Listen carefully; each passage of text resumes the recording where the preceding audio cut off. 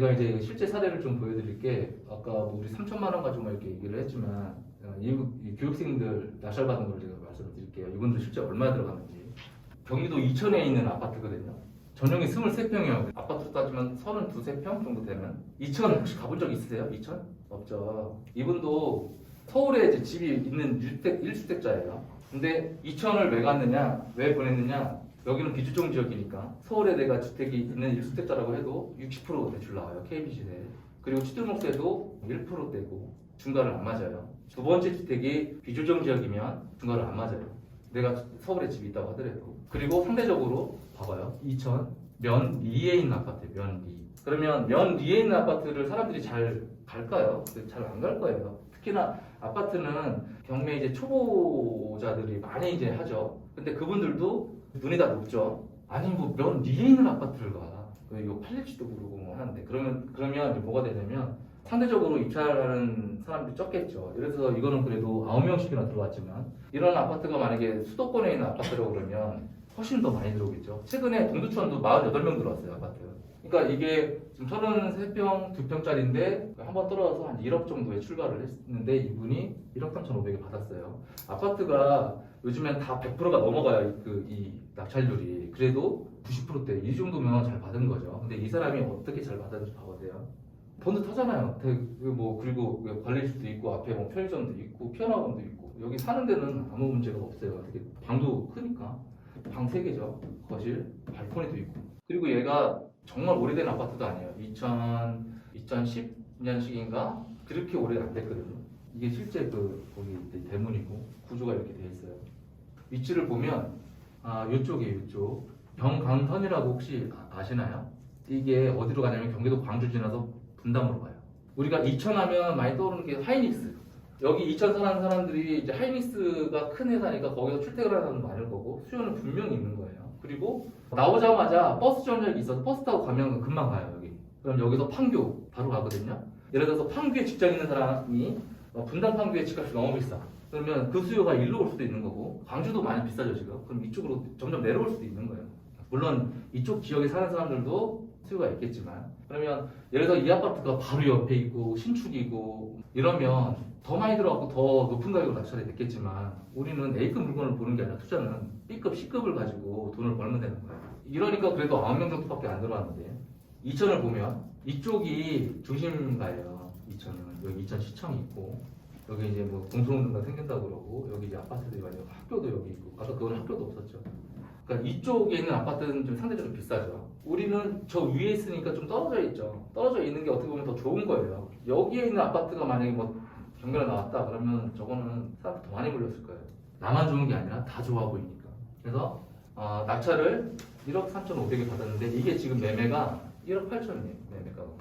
그러면 낙찰 받자마자 4,500 번 거죠. 낙찰 받자마자 지금 팔아도 4,500 버는 거예요. 이래서 세금 빼고 이전비 취득세하고 법무비용 빼서 230 들어갔고 대출을 한 60% 정도 받아서 이 대출이 이금의 60%가 아니라 아파트들은 KB시세라는 게 있으니까 KB시세 60%가 나와요. 그러니까 예를 들어서 원래 이금액의 뭐 70% 60% 받는 것보다 KB시세 60% 받으면 대출이 사실 더 나오는 거죠. 대출이 9,100만 원 나왔고 명도비는 안 들어갔어요. 왜냐면 여기 지금 사는 사람이 전세 계약을 맺었어요. 그냥 바로 자기 와이프 이름으로 전세자금 대출 받아가지고 거기에 대한 전세를 다시 계약했어요. 왜냐면 애들이 학교를 다녀야 되니까.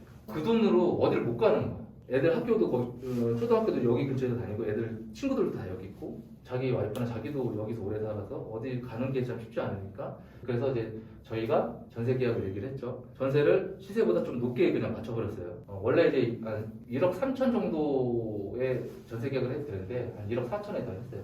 이 사람이 230만이 남은 거예요. 반대로 들어간 게 아니라. 지금 낙찰이 전세가 밑으로 받은 거야. 따지고 보면. 그래서 뭐 이건 이전비는 경매가 아니라 일반 매물을 사도 어차피 얘는 들어가는 거고 얘는 무조건 들어가는 거고 우리 차 살 때도 취득세 들어가잖아요. 얘는 무조건 들어가는 거고 명도비 안 들어갔어. 수리도 안 했어요. 왜냐면 그대로 사는 거니까. 그냥 밖에서 만나서 전세 자기 살겠다라고 해서 처음에 이제 명도하러 갔을 때 그 사람이 들어올 거냐 자기 집에 들어오려고 했는데 뭐 사장님이 만약에 어디 이사 갈 데가 없으면 월세나 전세를 가겠다. 처음부터 우리는 전세 줄 생각이 있었거든요. 월세는 또 돈이 또 묶여요 얼마가. 근데 전세만 잘 맞추면 돈 다 회수되니까. 처음부터 이 물건 들어갈 때 우리 전세로 맞추자. 그래서 여기는 2년 한 바퀴만 돌리면 비과세니까 궁금한 게 월세하면 묶인다는 게 어떤? 그러니까 예를 들어서 이게 1억 4천에 전세를 마쳤으니까 230만 원이 남은 거잖아요. 현금이. 돈이 들어간 게 아니라. 근데 월세는 예를 들어 2천에 만약에 50이라고 하면 이 돈이 투자금이 더 들어갈 거잖아요. 그래서 1억 4천을 내가 전세를 받았으니까 지금 돈이 남은 거지만, 그래서 한 2천만 원을 내가 더 받았다 하고 그러면 여기에 돈이 예를 들어서 한 4천, 2천, 한 2천 얼마가 더 들어가 묶이는 거죠. 2천 얼마가 보증금 내가 받고 한 2천 얼마가 그렇게 해도 뭐 상관은 없는데, 이렇게 되면 돈이 남으니까 이 돈 가지고 두 번째 물건 또 할 수 있잖아요. 내가 들어간 돈 다 회수되고, 은행에서 이 돈 받아서 은행가 9,100만 원 대출 갚아버리고, 그러면 한 5천만 원 남잖아요. 이 돈 가지고 나는 돈 하나도 안 들어가도 200만 원이 남아. 두 번째 물건 또 하면 되는 거니까. 그러니까 캐시플로우를 만드는 것보다는 조금 더 재투자를 해가지고. 그거는 이제 사람마다 좀 다른 건데, 그분은 이제 지금 뭐 예를 들어서 월세 20만 원 이게 자기는 의미는 없고, 지금 어차피 회사를 다니고 일을 하고 있기 때문에 그냥 이렇게 해서 나중에 시세 차익만 2년 딱 해놓고 시세 차익으로 간다. 왜냐면 어차피 지금 팔아도 한 4,500 버는 거니까. 그러면 내가 2년 뒤에 판다 그러면 비과세니까, 예를 들어서 한 달에 200만 원, 4천이니까 한 달에 지금 200만 원씩 일단은 내가 저금하고 있는 꼴이 되는 거예요. 2년 뒤에 적금 받는 그 만기 받는 것처럼 그걸 한 번에 받겠다는 거죠. 월세 지금 뭐 10만 원, 20만 원 내가 받아서 그게 의미가 없다. 이 스타일로 하나만 더 세팅해 놓으면 또 하나가 더 들어가는 거니까 돈이 안 들어가니까. 잘했죠. 잘한 거예요. 어쨌든 플러스 P로 맞춘 거니까. 경매 아니면 이게 쉽지가 않죠. 왜냐면 요즘 갭 투자를 할 때 1,000만 원, 2,000만 원, 3,000만 원도 이렇게 싸게 갭 투자를 하려고 하는데, 그런 거 물건 찾기도 쉽지가 않겠지만 얘는 돈이 남았잖아요. 돈이 남는 갭 투자죠. 자, 이건 여주예요. 2,000 바로 옆에 있는 여주. 자, 얘도 보면 얘도 한 30평대, 33평 이 정도인데, 얘는 유찰 안 되고 신건에 들어갔어요. 아까 그 2,000건은 유찰이 되고 들어갔고, 얘는 신건에 들어갔는데, 왜냐면 시세 조사를 이제 해서 봤더니 유찰을 안 시키고 신건에 들어가도 되겠다 싶어서 이제 신건에 들어간 거예요. 신건에 들어갔으니까 상대적으로 이찰자가 적겠죠. 이게 아마 지금 2명이 들어왔을 거예요, 지금. 그러니까 물론 지금 한 800만 원 2등하고 차이 나는데 그건 의미가 없어요. 또 80만 원 차이 나면 너무 잘 받은 거고, 내가 800만 원 차이 나면 나 못 받은 거 아니야, 이게 아니라 결국에는 시세 조사를 해서 내가 어느 정도의 수익을 낼 거냐 이것만 가지고 들어가는 거지, 내가 지금 이 2등하고 차이가 얼마나 났다고 해서 좋고 이거 잘못 받은 거 아니까 이건 의미가 없는 거거든요. 그래서 이것도 번듯해요. 여기 이제 층수도 좋고, 얘도 이제 침실이 3개죠. 드레스룸 안에 화장실도 있고. 아까 2천 아파트보다는 새 아파트 느낌이 더 나죠. 화장실 2개, 아까 걔는 하나인데 2개. 계단식. 아까 그거는 복도식이지만 계단식. 계단식이 더 좋잖아요, 사실. 명도를 하려고 문을 열고 들어갔더니 이제 이 상태였어요. 수리 안 한 거예요. 근데 깨끗하죠. 딱 봐도 수리할 거 별로 없어. 수리비가 안 들어가겠는데? 청소만 좀 하고 한 도배 정도만 하고 폐기물 처리만 좀 하면 되겠다. 그 정도였어요. 어차피 이것도 전세를 맞출 거니까 그래도 깨끗하게 해놔야 되죠. 이런 게 다 새 거니까. 화장실도 깨끗하고 뭐 손댈 게 없어요. 여기 보면 여기 뭐 장판이 아니라 뭐 돌 같은 걸 깔아놓고.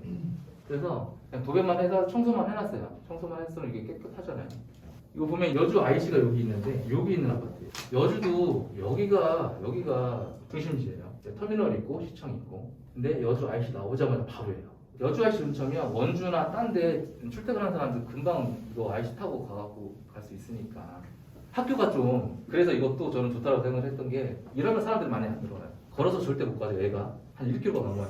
여기 이제 애가 학교를 이렇게 걸어서 가는 거는 좀 위험해요. 그리고 여기 쿠팡도 있지만 여기 옆에 지금 물류센터 큰 것들이 막 들어오고 있어요. 여기. 그럼 거기에서 뭐 일하시는 분들도 여기 많이 붙게 조금 수요가 더 생기는 거니까. 여주도 많이 좋아지고 있잖아요. 경감사는 게 있어서 그거 타고 선교나 분당을 갈 수 있으니까. 그리고 여주도 요즘에 새 아파트 많이 분양을 하고 있잖아요. 여주도 많이 좋아지고 있어요. 여주에 고급 빌라들 같이 타운하우스가 많이 들어오고 있어요. 많이 짓고 있더라고요.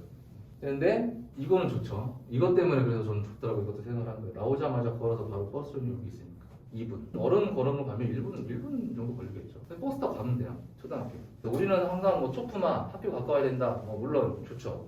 그런 거 들어가면 비싸. 사람들 많아서 내가 낙찰을 받을 확률이 적어요. 왜냐면 싸게 먹어야 되거든. 근데 싸게 먹을 수는 없으니까. 그래서 저는 이제 버스는 여기 있으니까 저는 좋다라고 생각을 했고, 이것도 지금 그 매매가가 2억이에요. 저층이. 그리고 전세 끼 매물이. 전세 끼고 저층이면 금액이 일반 로얄층이나 지금 전세 끼 매물이 아니라 직접 바로 내가 입주할 수 있는 물건보다는 싸게 내놔요. 왜냐면 싸게 내놔야 나가니까. 예를 들어서 전세기 매물이면 내가 직접 바로 지금 들어갈 수도 없는 거고 그 사람이 전세가 끝나야 들어갈 수 있으니까 이거는 분명히 투자자나 이제 어떤 사람이 좀 빨리 세금이나 다른 것 때문에 털려고 좀 싸게 내놓은 거겠죠. 근데 매물이 지금 두 개밖에 없어요. 지금 올라온 게. 2억이에요, 저층이. 근데 우리는 1억 8천 정도에 받았죠. 이전비가 370 들어갔고 대출이 한 60% 정도 나와서 1억 1,400이 나왔어요. 얘도 명도비 안 들어갔다고 아까 얘기했고 미납관리비가 있었어요. 360만 원. 그분이 이제 돌아가셨고 그 전부터 거기 사시면서 이제 관리비를 계속 안 했던 것 같아요. 그 미납관리비 320만 원 냈고 근데 여기에 뭐 연체나 연체금이나 이런 거는 협의를 해서 아마 이거보다 더 나왔을 텐데 좀 협의를 해서 이 정도로 협의를 했어요. 근데 전세를 1억 9,400에 맞췄어요. 아까 우리가 1억 8,800에 낙찰을 받았는데 전세를 1억 9,400. 처음에 전세를 한 2억 내놨다가 좀 깎아준 거예요. 그래서 이분은 실제 들어간 금액이 390만 원. 아까 처음에는 230만 원을 받았지만 이분은 그래도 390만 원 들어가서 30평짜리 아파트가 생긴 거죠. 근데 이분이 좀 특이하게 올해 1월 달에 전세를 마쳤는데 그 전에 원래 전세 계약이 된 게 있었어요. 그 전에 다른 분하고. 근데 그분이 전세 계약 해놓고 파기를 하는 바람에 이 100만 원 계약금을 또 받은 거예요. 꽁돈이 더 생긴 거죠. 아까 2천 물건은 그분은 2주 시작하고 교육 시작하고 2주 만에 낙찰을 받으신 거고 그리고 명도도 없이 그냥 바로 전세 맞춘 거니까 5월달에 낙찰 받아서 7월달에 만나서 전세 계약 한다고 8월달에 계약 마무리했어요. 그러니까 2달, 3달 만에 그냥 낙찰 받고 나서 끝내버린 거예요. 이분도 8월, 9월달인가 받아서 올해 1월달 정도 전세 계약을 한 거죠.